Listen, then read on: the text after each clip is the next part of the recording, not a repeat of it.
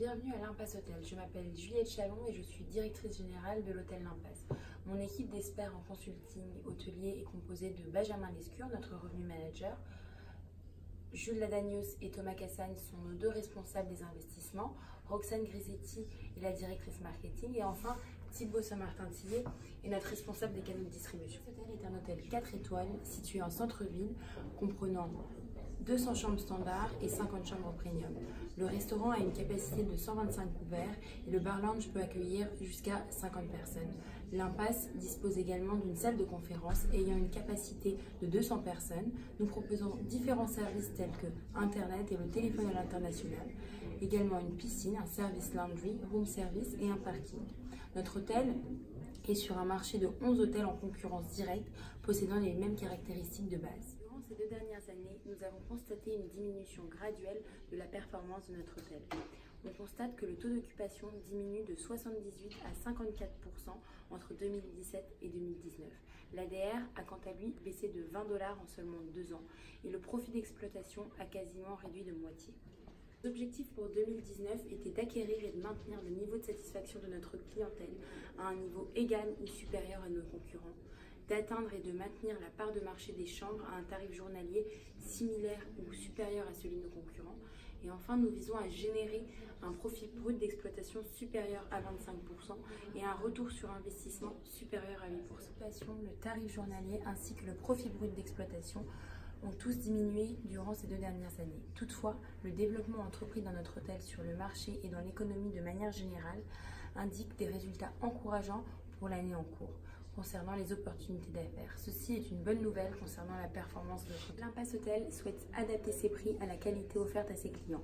Nous avons choisi d'opter pour une stratégie d'occupation fixant des prix plus faibles que ceux proposés par nos concurrents afin de stimuler l'occupation de notre hôtel. En semaine, nous avons décidé de se focaliser sur une clientèle business. Néanmoins, nous restons ouverts à des réservations provenant des transient ou des small groups afin de maximiser l'occupation. Concernant nos investissements, pour répondre à la segmentation que nous avons choisie ainsi qu'à notre stratégie, nous avons décidé d'entamer l'année avec un gros investissement qui est le Business Center. Afin de récupérer un maximum de parts de marché, à savoir les clients business, l'investissement dans un Business Center s'est avéré obligatoire. Pour aller encore plus loin dans notre segmentation et pour compenser la période d'installation de notre Business Center qui est de 2 mois, nous avons effectué un soft redo de nos meeting rooms pour améliorer la satisfaction de ces installations. Nous avons aussi décidé d'installer Internet dans toutes les chambres, nous avons engagé un concierge et formé nos équipes check-in, check-out à des check-in, check-out efficaces et rapides. Pour commencer l'année, nous avons aussi décidé d'améliorer la qualité de nos chambres premium avec un soft redo, ainsi que de sous-traiter le nettoyage et le service de nos chambres standards. En ce qui concerne la tarification, nous avons décidé de nous orienter sur une stratégie d'occupation, proposant un tarif faible comparé à la concurrence à nos clients. Nous nous sommes segmentés principalement sur des clients individuels et de petits groupes. Nous avons proposé des tarifs plus élevés en semaine plutôt qu'en week-end afin de nous aligner avec la demande. Avec un tarif de $165 pour les contracts, nous voulions avoir une base solide de clients pouvant nous assurer une certaine occupation. Pour les premiers trimestres, notre fourchette de prix se situe entre $239 et $180 en semaine. Pour les week-ends, nous nous situons entre $220 et $170.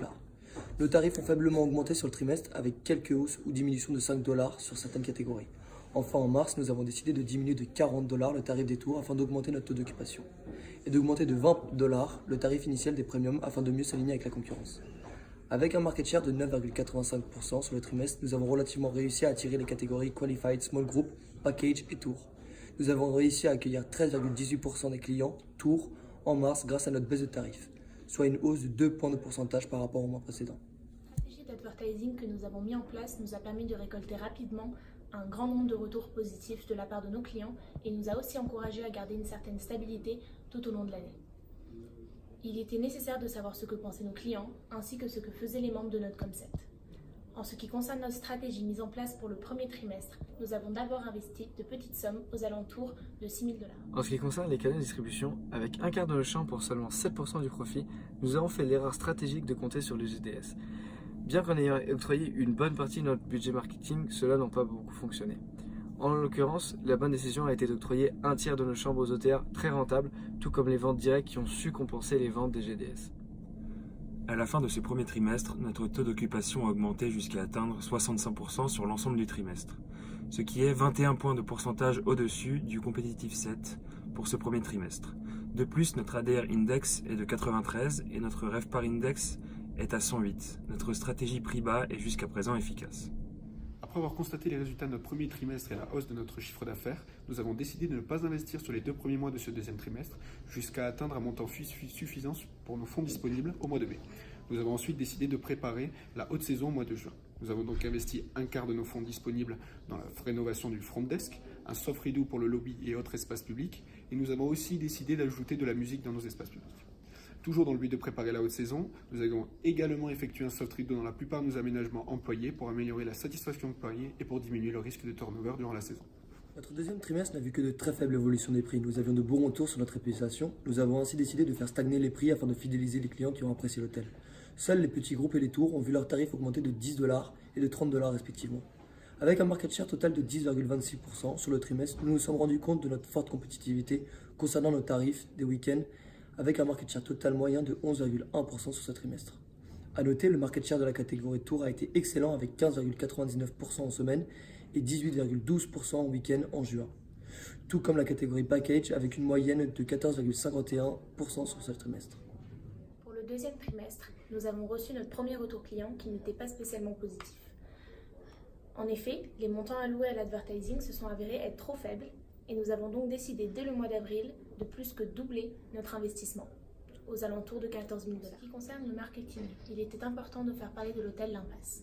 Pour mettre en place notre stratégie de marketing, nous avons donc décidé d'investir dans plusieurs dispositifs afin d'avoir une meilleure visibilité pour nos clients dès le départ.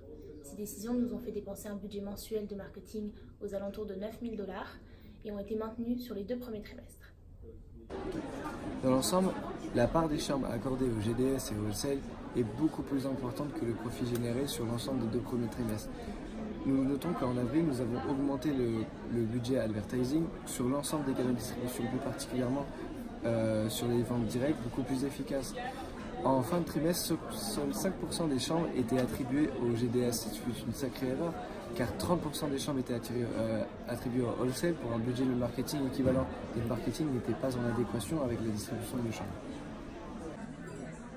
Durant ce deuxième trimestre, étant donné que les retours des clients sont positifs, nous avons investi dans seulement un service en juin, juste avant la haute saison, pour ne pas que l'hôtel soit en travaux et pour pouvoir profiter pleinement de toutes nos différentes sources de revenus.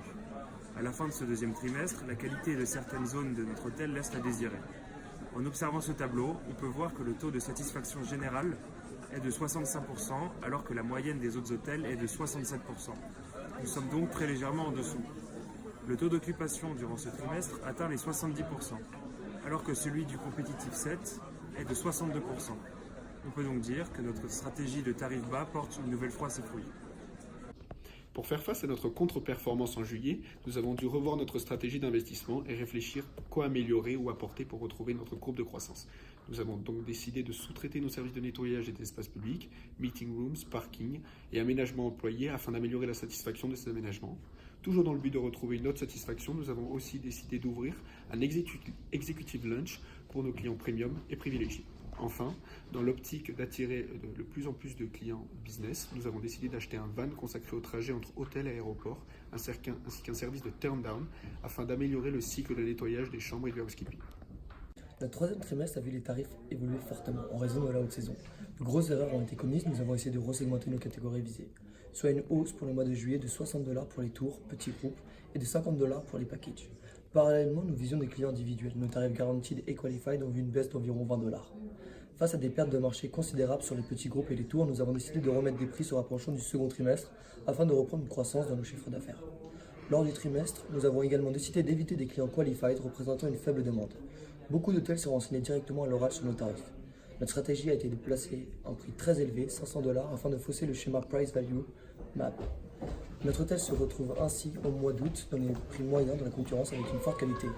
Nos parts dans le marché ont ainsi diminué de 1 point de pourcentage par rapport au semestre. Dans le marketing, afin d'augmenter la qualité de notre service pour les clients, nous avons décidé pour les 2 derniers trimestres d'augmenter notre investissement à son maximum en incluant le dernier dispositif de notre liste, la Public Relations Agency, avec un budget mensuel de 12 700 $.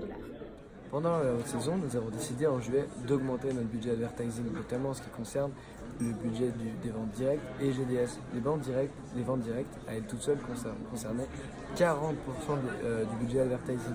Notre erreur a été de ne pas octroyer plus de chambres aux ventes directes à ce moment-là.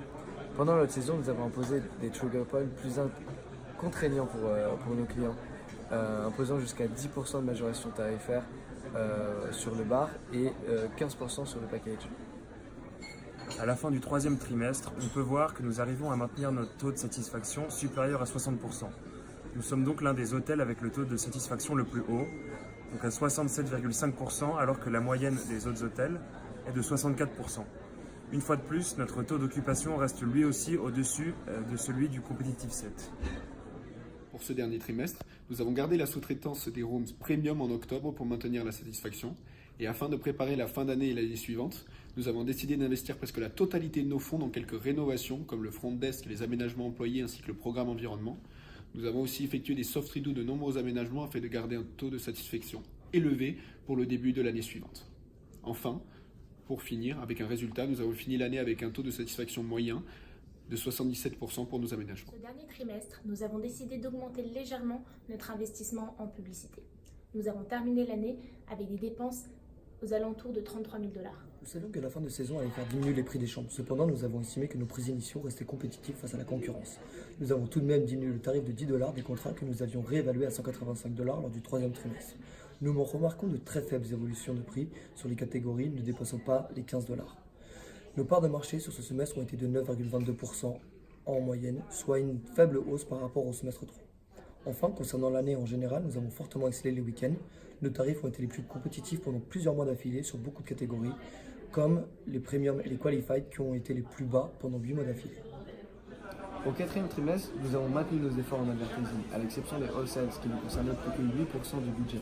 Cependant, en anticipant la période de saison, qui concernait beaucoup les tours et les boucles, nous avons doublé ce budget qui a été payant. Ça a été une excellente décision. L'excellente décision a été aussi d'augmenter le nombre de chambres sur les ventes directes jusqu'à 40%.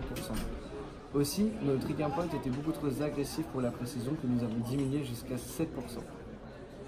Enfin, pour ce quatrième trimestre, le taux de satisfaction de notre hôtel est de 76,5%, alors que le taux moyen de tous les autres hôtels est de 68%. Nous finissons donc l'année en étant le deuxième hôtel avec le taux le plus élevé. Notre objectif est atteint. Notre GOP sur le long de l'année est de 46,31%, avec des records atteints durant le troisième trimestre lors de la saison haute.